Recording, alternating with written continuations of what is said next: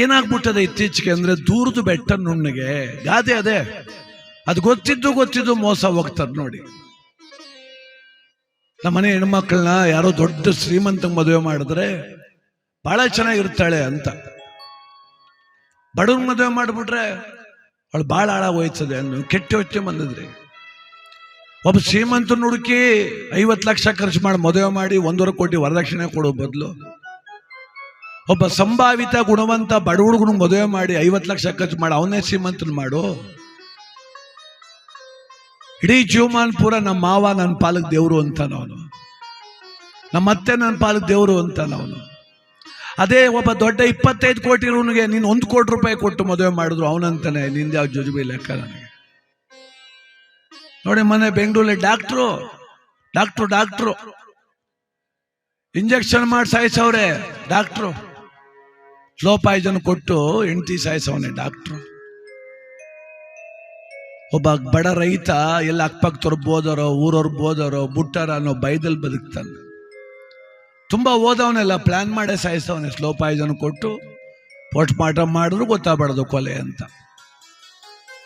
ಅದಕ್ಕೆ ಮಕ್ಕಳ ಬದುಕು ಚೆನ್ನಾಗಿರ್ಬೇಕು ಅಂತ ಯೋಚನೆ ಮಾಡೋದೇನೋ ಸರಿ, ಇವ್ರಿಗೆ ಶ್ರೀಮಂತರಿಗೆ ಮದುವೆ ಮಾಡಿದ್ರೆ ಮಾತ್ರ ಚೆನ್ನಾಗಿರ್ತಾರೆ, ಗೌರ್ಮೆಂಟ್ ಕೆಲಸದವ್ರು ಮಾತ್ರ ಈ ಮನುಷ್ಯ ಜಗತ್ತಲ್ಲಿ. ನಮ್ಮ ಬಳಿ ಮಹಾದೇವ ಸ್ವಾಮಿಯರು ಹೇಳ್ತಿದ್ರು, ಯಾಕೆ ಗೌರ್ಮೆಂಟ್ ಕೆಲಸದವ್ರು ಬೇಕು ಅಂತಾರೆ ಅಂದ್ರೆ ಏನಾರ ಅವ್ನು ನೆಗದ್ ಬಿದ್ದು ಹೋದ್ರೆ ಇವಳು ಕೆಲಸ ಸಿಗ್ತದೆ ಅಂತಲಂತೆ. ಅಲ್ಲಿಗೆ ಇವ್ರ ಪ್ಲಾನ್ ಏನು ಅಂದ್ರೆ ಅಳಿನೂ ಸತ್ತೋಯ್ತಾನೆ ಅಂತ. ಇವನೇನು ಶಾಶ್ವತವಾ? ಇವನ್ ಸಾಯೋಲ್ನ. ಈಗ ಅವ್ನು ಸಾಯಿಸೇಬಿಟ್ನಪ್ಪ ಡಾಕ್ಟ್ರು, ಮಗಳೇ ಹೊಂಟೋದ್ಲು, ಇನ್ನು ಅಳಿಯ ಸಾಯಿದೆ ಯಾವಾಗ, ಇವಳ ಮಗಳ ಕೆಲಸ ಸಿಗ್ತಾ ತಿಥಿ ಆಯ್ತು ಅಷ್ಟೆ. ಯೋಚಿಸ್ಬೇಕ್ರಿ, ಏನು ಬೇಕಾ ಬಿಟ್ಟು ನಿಮ್ಮ ಮಕ್ಳು ಮದುವೆ ಮಾಡಿ ಅಂತ ಯಾರು ಹೇಳಲ್ಲ. ಗುಣವಂತ ಹುಡುಕ್ಬೋದಲ್ಲ, ಸಂಭಾವಿತ ಹುಡುಕ್ಬೋದಲ್ಲ. ರೈತರಾಗಿ ಎಂತೆಂಥ ಸಾಧನೆ ಮಾಡ್ತಿದ್ದಾರೆ ಹುಡುಗರು. ಇವತ್ತಿಡೀ ತೋಟ ಮಾಡ್ತಾರೆ, ರೇಷ್ಮೆ ಕೃಷಿ ಮಾಡ್ತಾರೆ, ಪಶುಪಾಲನೆ ಮಾಡ್ತಾರೆ. ಹಬ್ಬಕ್ಕನ ಹೊಳಿಮಯ್ಯ 3 ದಿನ ಬರಬೇಕು ಅಂದ್ರೆ ಆರಾಮಾಗಿ ಬರ್ತಾನೆ ಅವನು. ನೀ ಸಿಟಿ ಹೇಳಿ ಮೈ ಬರೋಲ್ಲ ಅವನು. ಅಯ್ಯೋ ಅವ್ನು ಕಾಲು ಕಟ್ಟಿ ಕರ್ಕೊಬರ್ಬೇಕು, ನಾನು ಡ್ಯೂಟಿ ನನಗೆ ಅಂತಾನೆ. ಹಿಂಗೆ ಬಂತಾನೆ. ಅವ್ನು ಬಂದಾಗ ನೀನು ಕೈ ಕಟ್ಕೊಂಡು ನಿಂತ್ಕೋಬೇಕಿಲ್ಲಿ.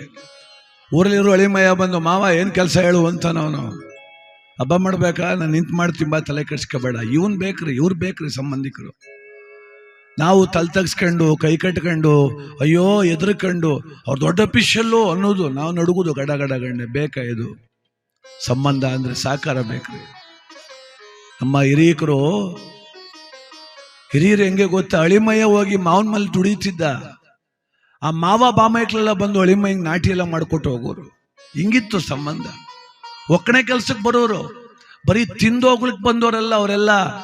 ಹಬ್ಬದಲ್ಲಿ ಮಾತ್ರ ಬಂದು ತಿನ್ಕೊಂಡು ಹೋಗಿ ತೋಟದಲ್ಲಿ ಕುಡ್ಕ ಉಳ್ಳಾಡಕ್ ಬಂದವರಲ್ಲ ಅವರೆಲ್ಲ. ತೋಟ ಹಸನು ಮಾಡಕ್ ಬಂದವ್ರಿ, ಒಕ್ಕಣೆ ಮಾಡಕ್ ಬಂದವರು. ಅದಕ್ಕೆ ದಯಮಾಡಿ ವಿದ್ಯಾವಂತರು ಅವರೇ, ರೈತರ ಮಕ್ಕಳು ವಿದ್ಯಾವಂತರು ಅವ್ರಿ. ಹೆಣ್ಣು ಕೊಡ್ರಿ, ಪುಣ್ಯ ಕಟ್ಕೊಳ್ರಿ, ಆ ರೈತರ ಮನೆ ಬೆಳಕು ಮಾಡ್ರಿ. ನಿಮ್ಮನೆ ಅದಕ್ಕಿಂತ ದೊಡ್ಡ ಬೆಳಕಾಗತ್ತೆ. ಆಲೋಚಿಸೋಣ, ವಿವೇಕವಂತರಾಗೋಣ. ರೈತನ ಮನೆ ಬೆಳಕಾದ್ರೆ ಪ್ರಪಂಚ ಬೆಳಕಾದಾಗ. ಯಾವತ್ತ ರೈತನ ಮನೆ ದೀಪ ಹಾರು ಹೋಗ್ತದೋ ನಮ್ಮೆಲ್ಲರೂ ಬದುಕು ಹಾರು ಹೋದಂಗೆ. ಆದ್ದರಿಂದ ರೈತರ ಮನೆ ಬೆಳಕಾಗಲಿ, ಕಾಲಭೈರವನ ಕೃಪೆ ಇರಲಿ ಅಂತೇಳಿ ಭಗವಂತನ ಬೇಡ.